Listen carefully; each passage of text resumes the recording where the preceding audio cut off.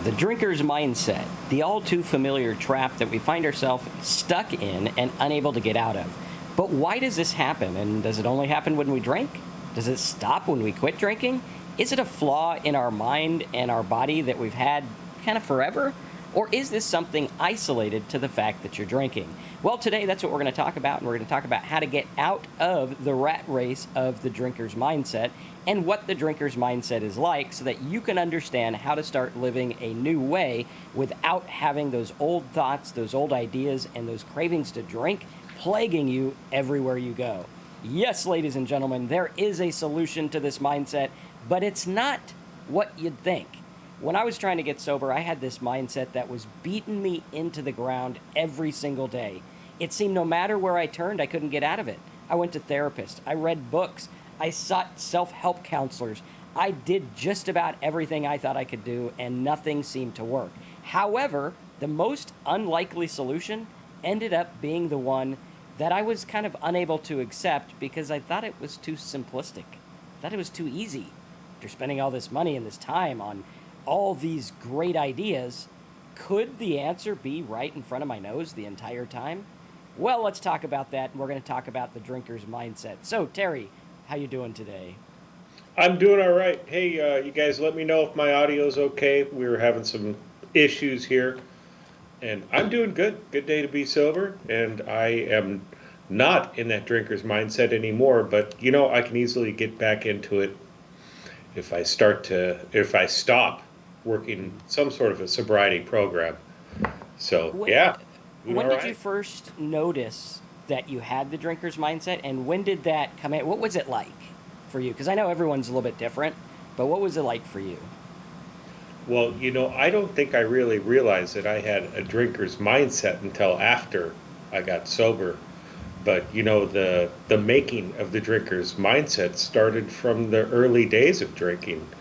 I went to a big city high school, and there was a smoking section. There was a park that we'd all go to find out where the parties were, and you could get whatever substance you wanted there.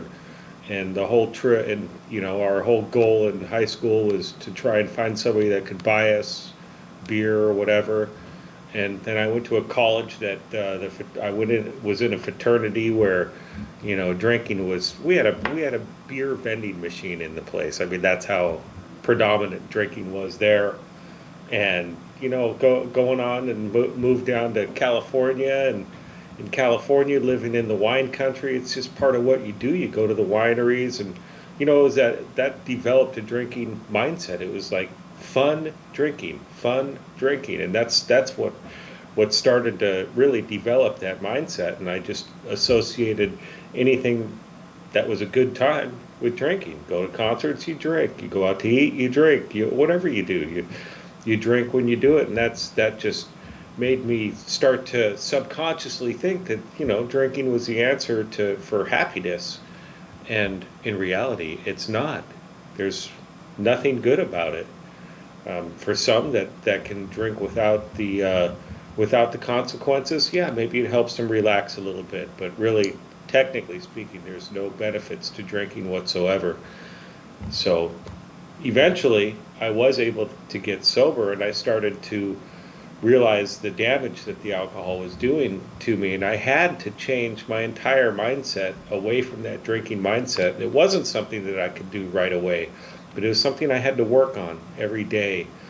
And it started from, deep down in the heart, really realizing that the drinking mindset was just was making me spiral downhill and was eventually going to kill me, which it almost did.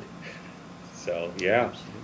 Yeah, and I think it's interesting because, different people have different meanings of the word drinker's mindset. For me, it's a little bit different. I remember at a young age when I was a teenager and stuff like that, I remember I always kind of gravitated toward depressive thoughts. And that's where I went. Like it was, oh, hey, this good thing happened. Oh, well, here's this bad stuff.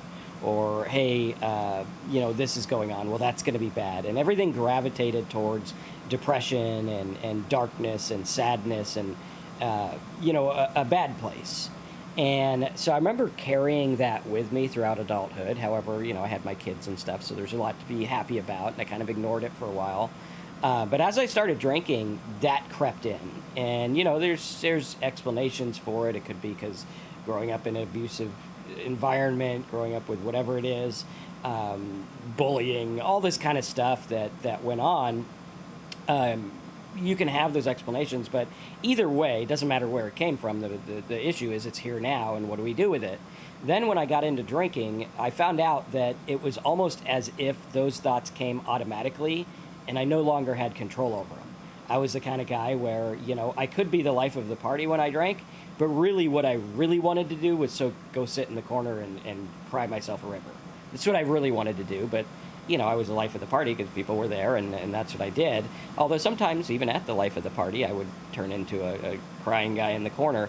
And what happened was it warped my mindset, and it warped my view of reality, and it closed the light that said there's a way out, right? And so I was trapped in this cycle of thoughts that would just keep looping, and I couldn't get out of them. So my drinking mindset was, okay, drinking is helping. So much like Terry's, where it's like, hey, drinking is good. For me, drinking was helping in my mind. And, I'd get sad, I'd drink, the sadness would go away, and then it'd come back 10 times harder when I'd be, a half a bottle in or whatever it was. And it'd cycle. And there was never a way out. And I didn't understand that this mindset started before I started drinking, but drinking made it reality. Drinking made it to where I couldn't get out of it. I couldn't think myself out of it. I couldn't therapy myself out of it. Nothing worked. And the reason is because somewhere along the way, drinking had hijacked and taken over that mindset. So now here's these thoughts that I had few and far between, but I leaned that way. And then I start drinking, and all of a sudden these thoughts are life. These thoughts were everything. I was the depressive person. I was the sad person. I was who I became when I drank, and there was no differentiation, right? Like when depression happens, you're all in. It's very hard to see light at the end of the tunnel. It's very hard to see good stuff when you're in the midst of it because you're in this cycle of depression. Same thing happened for me when I drank. I was in this cycle of bad, bad, bad. Why don't I ever get a break? Why doesn't anything go right for me? Why doesn't anything happen the way I want it to?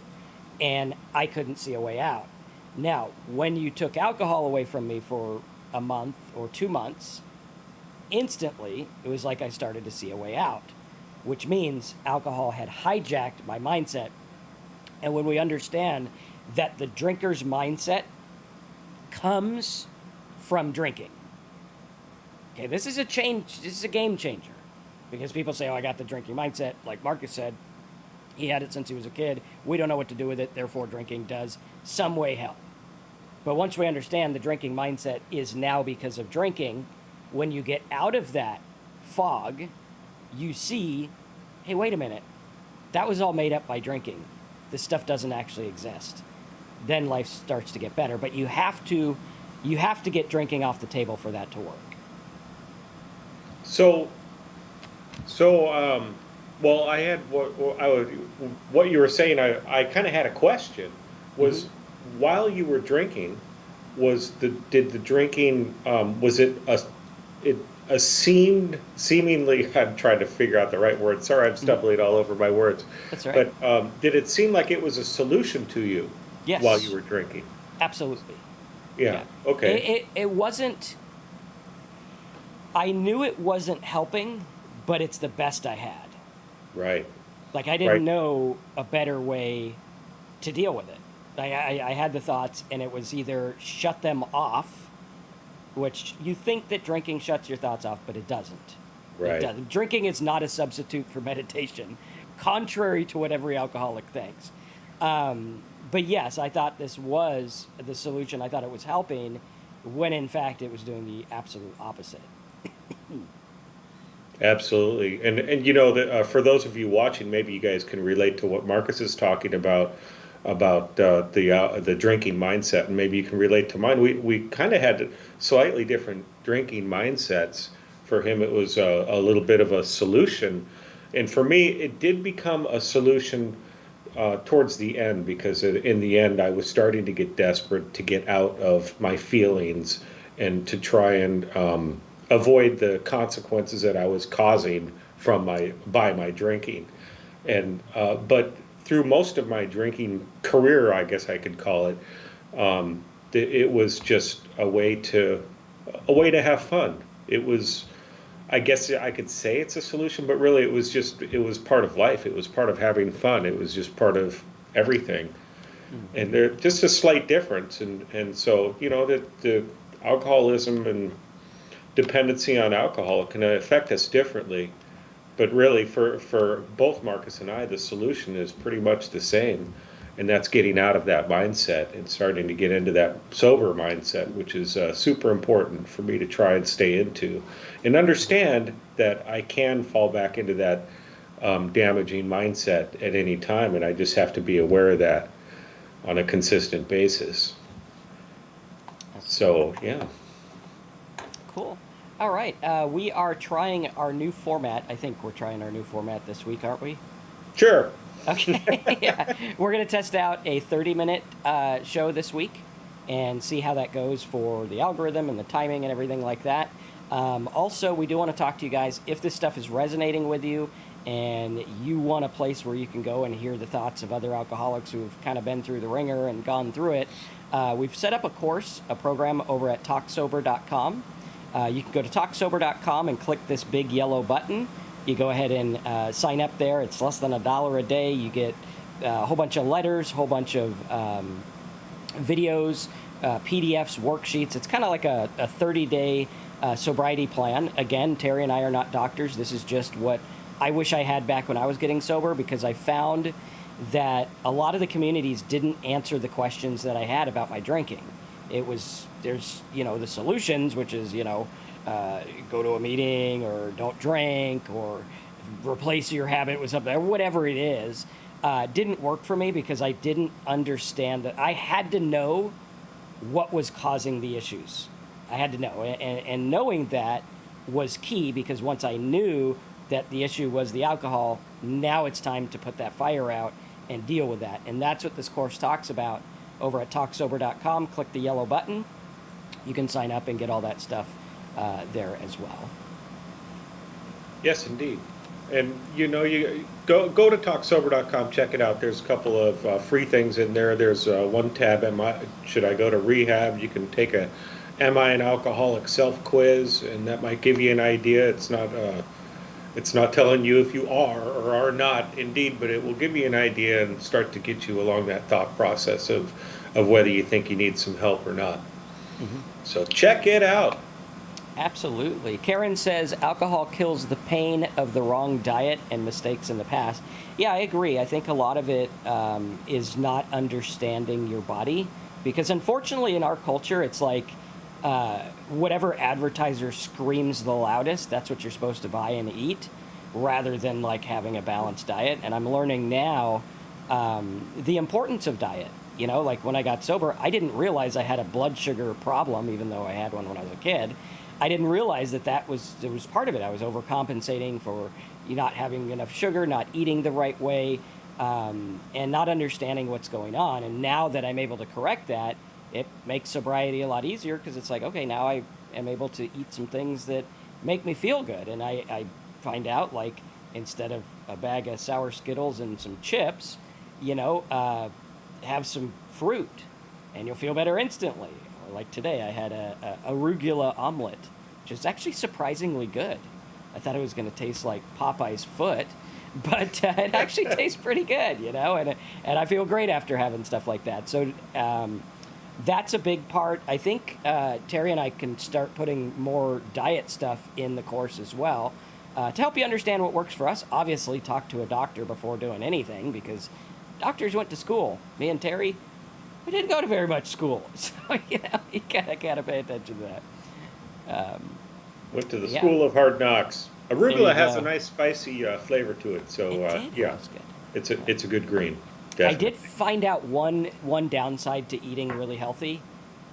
It's flippin' expensive. Yes.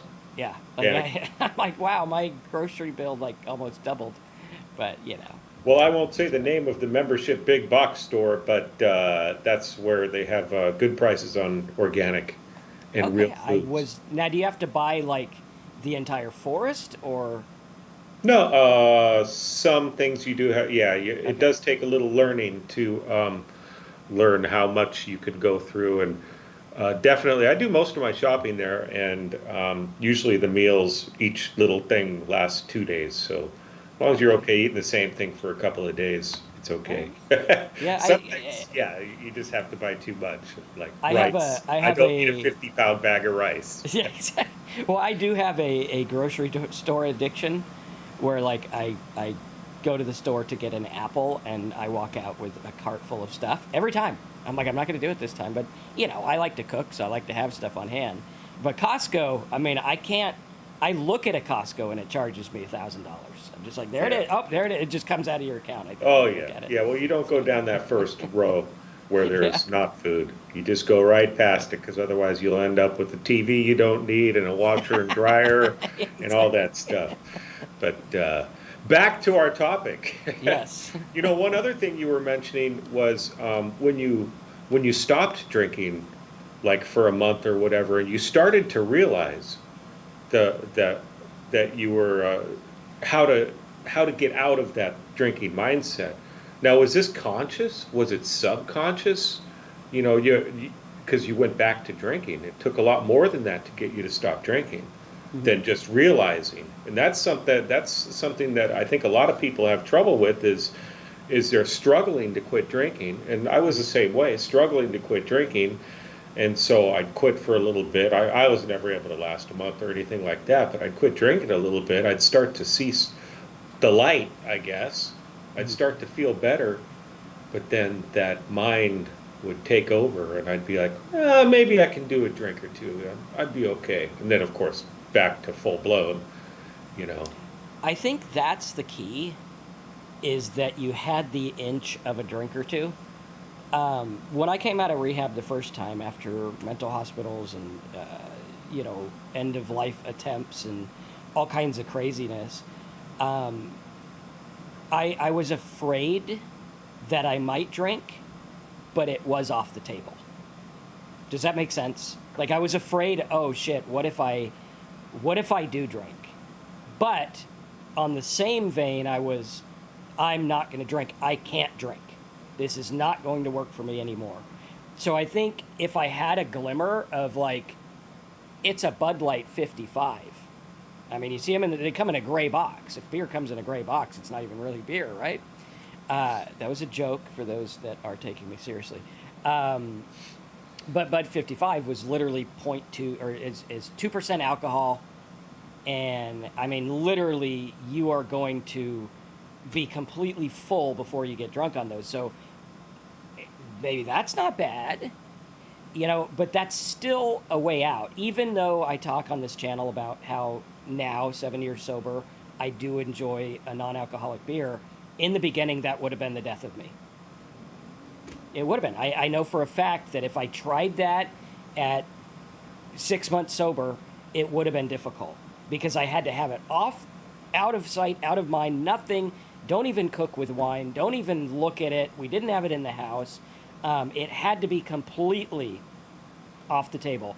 For the first year, I avoided most of the things I was supposed to go to because I knew That's there'd be good. drinking at them. And I knew that it was life and death. I had to deal with this alcohol problem. And today, it has to be 100% off the table. I can't have a little. I can't have one. I can't think maybe later I'll have one. Today, I need to stay sober. And I think that's the key because a lot of us think if I fix the mindset, then I will get sober. You can't. You can't fix a drunk mindset while continuing to drink.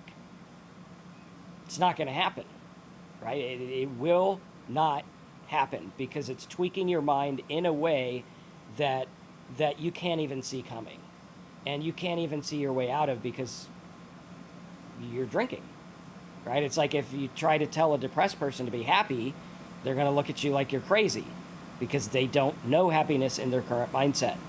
They need to get out of the depression to get fixed. This is why a lot of the pharmaceuticals work for depression sometimes, and I'm not saying they do or don't, but from what I've read in my limited opinion of nonsense, is that they help you enough to get you away from that depressive thinking so that you can start to heal.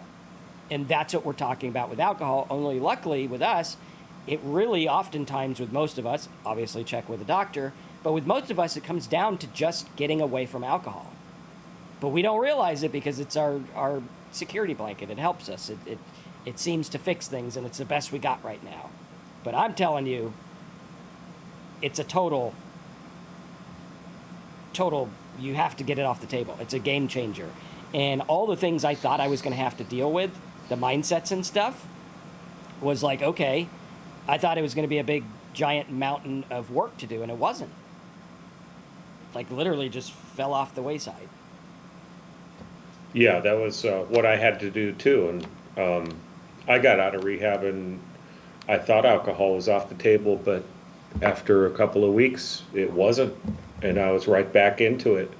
And it took a lot more than that. Took me that trip to the hospital and almost dying. But, you know, once I was able to get sober, and Louisa, you got 14 days now, and I don't know if I pronounce your name Dennis or Denise, Duarte, but you're 1 month again in that early sobriety, yeah, struggling.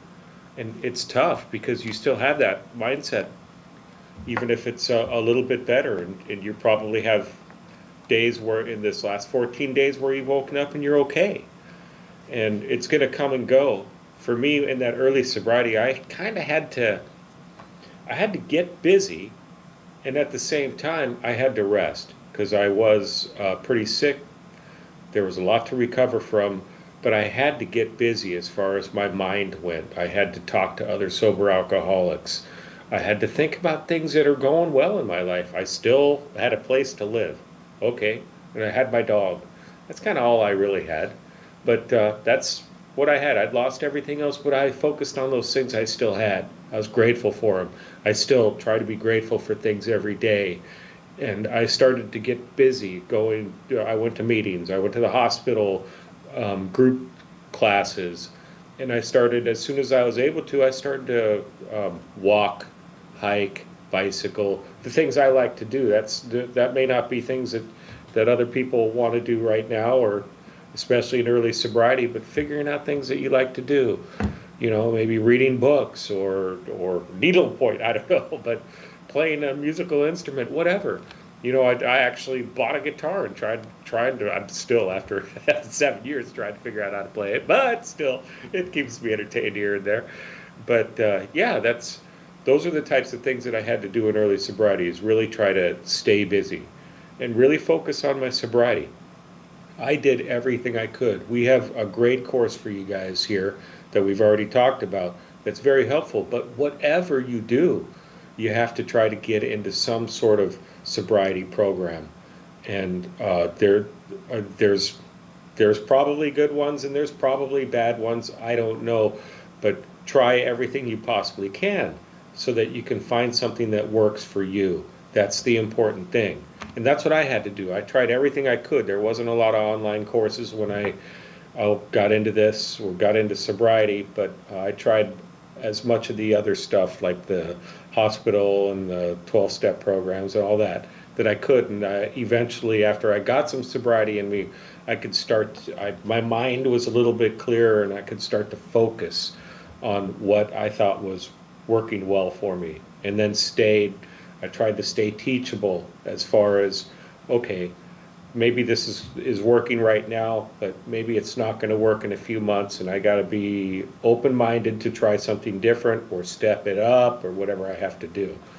And that was the beginning of that sober mindset, was just realizing that I had to make sobriety my top priority, and I had to just go from there and be open-minded. Try to be honest with myself. It's easy to lie to myself because I believe it. But I had to try to be honest, listen to what the doctors are saying, listen to what other sober alcoholics are suggesting, and do it. So that was kind of what I had to do in that early sobriety, and I still have to do it on some sort of a level now. I can't just kick back and think everything's okay. I so yeah. Lori says, I just had 51 days and I relapsed yesterday. I'm very angry with myself. Any words of advice? Yeah, don't be angry. I mean, there's no reason to. Drinkers drink, and it's easy to drink, and sometimes it can be difficult to stop. So just get back up. What I look at in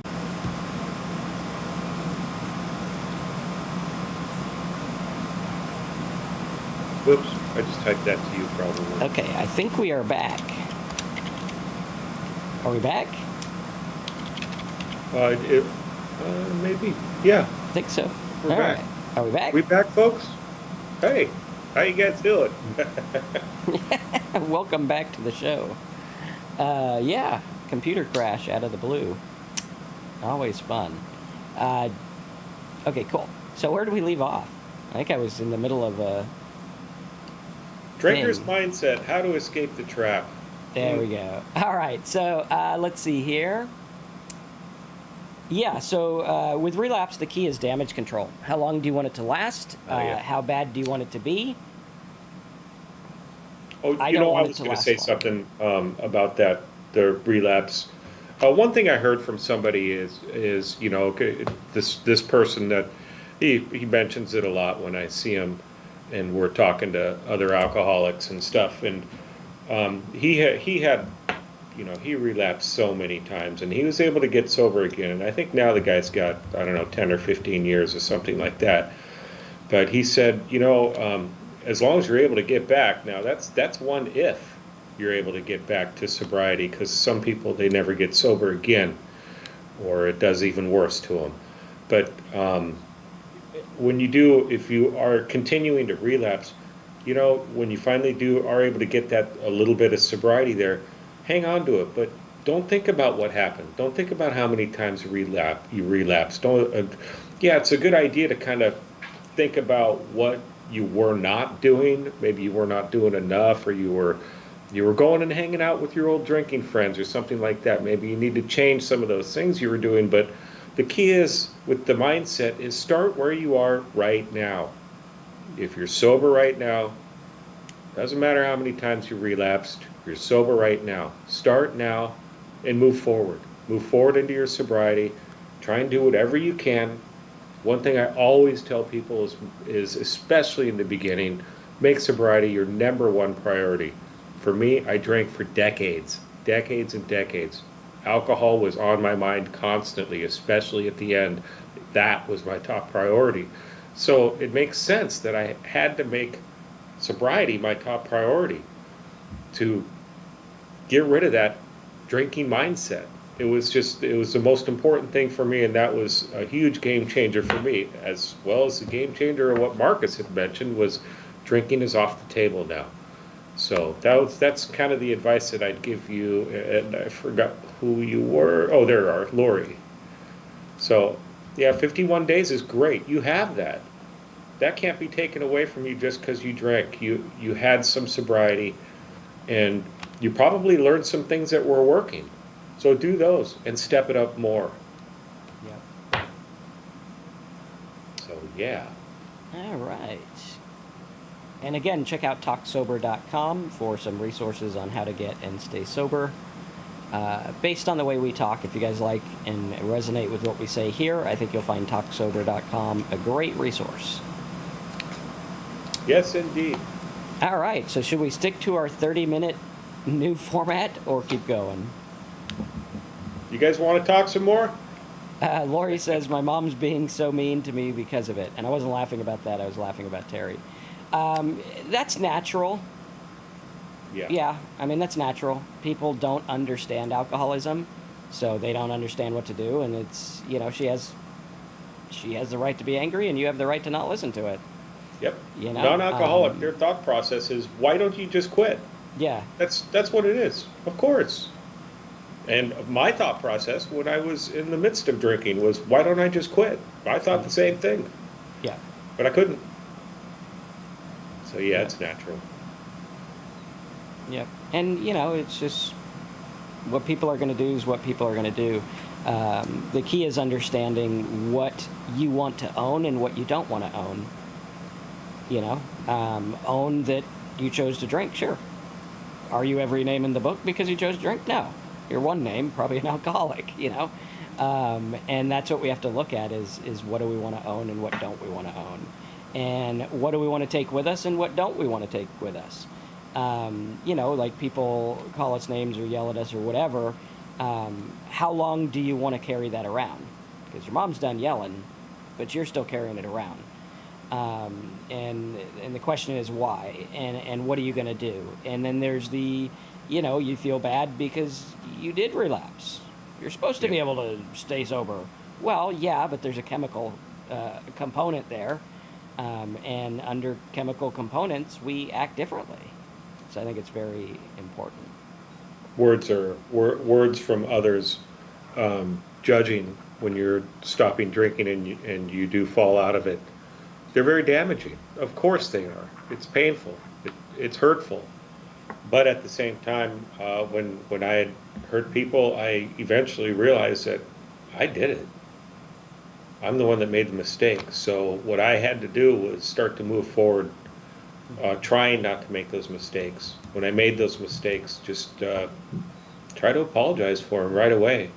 And, not the empty apologies, the apologies in action, which for me was staying sober, doing the right thing, being there for people being there for my mom or whatever, being there for them.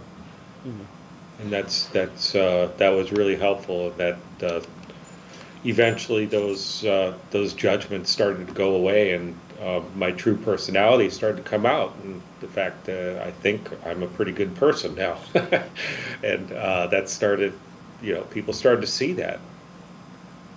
And I stopped getting judged quite as much. Of course, trust is something that takes time to build, and I had to understand that as well. That especially when with relapse, people are their trust is just gonna go away. Sometimes it's permanently damaged, and something I had to accept. Absolutely. Had to work on that stuff. Desiree says, my mom thinks I don't have a problem. It's weird how she's the one in denial. She's happy for me now, but thinks I can still have a drink. No way. One of the things I found when I was active in alcoholism, and even when I was trying to get sober, is that everyone's an expert. Everyone knows what you should do. I remember in rehab, I used to tell, you know what you should do with your dog? Everyone knows what you should do with your dog. Everyone knows what you need to do. What you need to do is figure out what you want to do. How do I want to approach the sobriety thing? What's going to work for me? And I'm going to stick with it. And people can tell me, oh, you don't have a drinking problem, you don't have this, you could have one. They don't know. They have no idea. They just want you to have fun because that's what they do. So you got to understand what's going on there. Louisa says, the Talk Sober program helps me by identifying possible relapse cues and how to work through them. It's been helpful. Thanks, guys. Awesome. Thanks for that, Louisa. Thanks, Lori says, so all the good I did, she doesn't see any. So all the good I did, she doesn't see any of the good I did, all of the bad because of one relapse. Well, she's focusing on the bad right now. That's the easy thing to focus on because that's front and center. Like if someone's yelling at me, I'm not sitting there thinking about how pretty their dress is or how cool their tie is. I'm thinking about why the hell are you yelling at me? The mind is like a lens, and you get what you focus on. That goes for people who speak to us, and it goes for how we respond in the world as well. And if we understand that, we can give people a little gratitude for their opinions and ideas. But our job is to stay the course of sobriety. That's what we try to do. Yeah, I have to focus. I have to continue to concentrate on focusing on what I'm doing and try to let go of what other people are thinking of me. They're not living my life. It's the same thing with me in my attitudes towards other people. I see the outside. I see their Facebook posts. I see the not real them. And I have to understand that that's not really who they are. There's things that I don't know. I mean, everybody's has skeletons in the closet, and that's something that I need to understand from their perspective and from mine. So the easiest thing for me to do is just to worry about what I'm doing and trying to do it right. So yeah. Dennis, my therapist also thinks I could drink in moderation if I wanted to, even though I already told so many times I'm an alcoholic. Yeah, I had therapists that told me I had alcohol misuse disorder, alcohol abuse, but I'm not an alcoholic. An alcoholic is someone who continues to drink despite negative consequences. Are you continuing to drink even though there's negative consequences? If so, and you find yourself unable to quit, you're probably an alcoholic according to the book of alcoholics, whatever it is, right? The thing I looked up on the internet said that. But that's what you have to look at. You got to take care of yourself because no one's going to do it for you. I wished there was someone that would just pick me up out of my wreckage and take me to rehab and sign all the papers for me, but there wasn't. I had to actively. I went to one time. I remember I went to a rehab. I had my credit card out. I was ready. I was like, my insurance isn't going to do it, so here we go. And they just sent me home. And I was like, I had a bag packed. I was ready to go. I was finally ready to go to rehab, but it just didn't work. And you have to realize that you are in control of your recovery. Not anyone else. You. Solely rests on you. And that's important. And that's so true. And on top of that, yeah. So I'm responsible for my own recovery, and so no matter what anybody else does, whatever program, that's why I say try everything, because you need to. It's good to find something that resonates with you. Because for me, I'm not going to get sober from anybody else's wishes or even the courts. I know many people that you're going to prison unless you get sober, and these people would continue to drink. And so there's can be the negative consequences, but this drinking mindset that we can get into, it'll take over our minds, and we'll just keep going. We'll try and figure a way out of it. We'll try and figure a way around it, trying to manipulate and do all that. And I was there. I tried to manipulate stuff, and so I could keep on drinking. Eventually, it had to come off of the table, and I had to do whatever I could. And that was the most important thing for me. Is just making sobriety the top priority. And there was a comment here that I wanted to hit. But yeah, I hear you as far as Desiree, I think, is that your mom she wants to drink with you. Yeah, that's a common one. Where for me it wasn't my mom, but it was friends that they didn't want me to quit because I was their drinking buddy, And that was hard for me too. A couple of friends that I used to hang out with all the time, but I hung out with them drinking, and I kind of, we're still friends. I say hi. We don't hate each other or anything like that, but I don't hang out with them anymore because that's what they still do. They go drink. I can't go hang out with them and drink soda. I can't do that. That would be bad for long-term sobriety. So, yeah. Let's see here. Eric, I drank until my liver stopped working and my spleen swelled up. Now I have portal hypertension. On the upside, I don't drink and I don't feel like drinking at all. Yeah, health issues can stop some people, although I saw another guy who he was on a crutch, and he said he couldn't get on the liver transplant list, and he just kept drinking. And I was like, wow, you're pretty much drinking yourself deeper in the ground, but he couldn't stop. Yeah. I wanted to just say hi to Donna and Laurel, and I saw THC up there and Grim Reaper. Good to see you guys here, and I see your comments. Appreciate them. Glad you're here. All right, guys. I think that's a wrap for today. We're trying a different format of a shorter video to see how they do. Again, if you guys do want more personal touch and help in getting sober, check out talksober.com. Click the big yellow button. We really appreciate our students in there because it helps us keep this channel going. We do want to do a lot more with this channel over the next couple months and next year. and more in the course in terms of helping you guys out and having more personal calls and everything.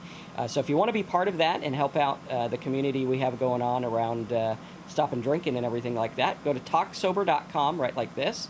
Click on the yellow button here. It'll take you to a sign-up page. It's secure. It's $27 a month. You get access to PDFs, audios you could listen to on your phone or MP3 player or whatever it is, videos. You can print out worksheets. It's like a whole 30-day program to go through that'll help you understand what we went through to get and stay sober. And it's less than $1 a day, which is like the cheapest drink you could possibly buy every day at home, not even out. I don't think they even have 90-cent happy hour anymore. Maybe in some countries, but not here in the U.S. You just go ahead and put your first name, last name, email, put all your info in here. You can cancel whenever you want, but we hope that it'll be something you use for a long time as a resource to get and stay sober. So if you want to support what we're doing, talksober.com, sign up, and we'll see you over there. Until next week, we'll see you in talksober.com, and have a good one. Good to see you all.